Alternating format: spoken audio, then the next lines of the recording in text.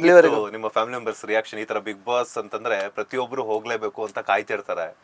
Because ಅದರ ಕಡೆಯಿಂದ ಎಷ್ಟೇ ನಾವು ಅದಕ್ಕಿಂತ ಮುಂಚೆ ಎಷ್ಟೇ ಶೋಗಳು ಮಾಡಿದ್ರು ಕೂಡ ಬಿಗ್ ಬಾಸ್ ಹೋಗಿ ಬಂದ್ಮೇಲೆ ಕೆಲವೊಬ್ಬರಿಗೆ ಒಂದು ರೆಕಗ್ನೈಸೇಷನ್ ಅನ್ನೋದಾಗಿರ್ಬೋದು ಅಥವಾ ಒಂದು ಹೆಸರನ್ನು ಜಾಸ್ತಿ ಬರುತ್ತೆ ಅಂತ ಕೇಳ್ಬಿಟ್ರು.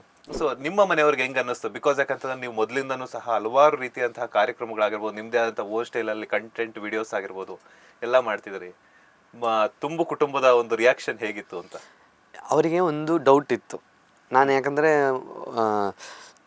ನಾಮಕರಣ ಮತ್ತು ಅವಳು ಮನೆಗೆ ಬರೋ ಶಾಸ್ತ್ರ ಇದನ್ನೆಲ್ಲ ಬೇಗ ಬೇಗ ಮುಗಿಸಿದ್ದೆ, ಇನ್ನೊಂದು 3 ತಿಂಗಳಿರಲ್ಲ ಅಂತ. ಆದರೂ ಡೌಟಲ್ಲಿ ಕೇಳ್ತಿದ್ರು, ಏನು ಬಿಗ್ ಬಾಸಿಗೆ ಹೋಗ್ತಾನ ಅಂತ. ಇನ್ನೊಂದು ಡೌಟ್ ಏನಂದರೆ, ನಾನು ಅದಕ್ಕಿಂತ ಮುಂಚೆ 2 ಸಲ ಪ್ರ್ಯಾಂಕ್ ಮಾಡಿದ್ದೀನಿ.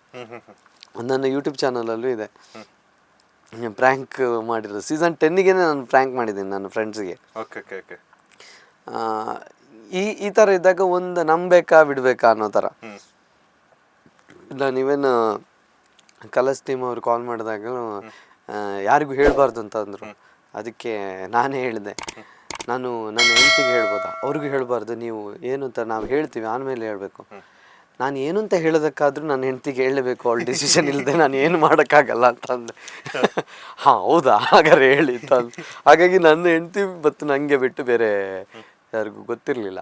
ಈ ಯಾವಾಗ ನಾಮಕರಣ ಮತ್ತು ಶಾಸ್ತ್ರ ಎಲ್ಲ ಮುಗಿಸಿ ಒಂದು VT ಶೂಟ್ ಅಂತ ಬಂದಾಗ ಫ್ಯಾಮಿಲಿಯವ್ರನ್ನೆಲ್ಲ ಕೂರಿಸ್ಕೊಂಡು ಹೇಳಿದಾಗ ತುಂಬ ಅಂದರೆ ತುಂಬಾ ಖುಷಿಪಟ್ಟರು. ನಾನು ಒಂದು ಸೀಸನ್ 6ಅಲ್ಲಿ ಒಂದು ಪ್ರ್ಯಾಂಕ್ ಮಾಡಿದ್ದೆ. ಆ ಟೈಮಲ್ಲಿ ಸುಮ್ಮನೆ ಧನರಾಜ್ ಅನ್ನೋ ಕಂಟೆಸ್ಟೆಂಟ್ ಹೋಗ್ತಿದ್ದಾರೆ ಅನ್ನೋದನ್ನು ಅಂಡರ್ಲೈನ್ ಮಾಡಿ ವಾಟ್ಸಪ್ಪಲ್ಲಿ ಕಳಿಸಿದ್ದೆ, ಫ್ಯಾಮಿಲಿ ಗ್ರೂಪಲ್ಲಿ ಕಳಿಸಿ ಇವರು ನಾನೇ ಹೋಗ್ತಿದ್ದಾನೆ ಅಂತ ಹೇಳ್ಕೊಂಡು ಪ್ರ್ಯಾಂಕ್ ಮಾಡೋಣ ಅಂತ. ಆ ಟೈಮಲ್ಲೂ ಅಷ್ಟೇ ಎಲ್ಲರೂ ನಂಬಿದ್ರು. ಆ ಖುಷಿ ತೋರಿಸಿದ್ರಲ್ಲ, ಆ ಖುಷಿ ತೋರಿಸ್ಬೇಕಾದ್ರೆ ನಾನು ಅಂದ್ಕೊಂಡಿದ್ದೆ ಒಂದಿನ ಬಿಗ್ ಬಾಸ್ಗೆ ಹೋದರೆ ಎಷ್ಟು ಖುಷಿ ಪಡ್ತಾರಲ್ಲ. ಆ ಖುಷಿನ ಅವತ್ತು ನೋಡಿದ್ದೆ. ಲೇಟೆಸ್ಟ್ ಹಾಗೂ ಇಂಟ್ರೆಸ್ಟಿಂಗ್ ಸುದ್ದಿಗಳಿಗಾಗಿ ಬಾಸ್ ಟಿವಿ ಕನ್ನಡ ಚಾನೆಲ್ನ ಸಬ್ಸ್ಕ್ರೈಬ್ ಮಾಡಿ. ಹಾಗೆಯೇ ಬೆಲ್ ಐಕಾನ್ ಪ್ರೆಸ್ ಮಾಡಿ. ಇದರ ಜೊತೆಗೆ ಫೇಸ್ಬುಕ್, ಇನ್ಸ್ಟಾಗ್ರಾಮ್, ಎಕ್ಸ್ನಲ್ಲೂ ಮಿಸ್ ಮಾಡದೆ ಫಾಲೋ ಮಾಡಿ.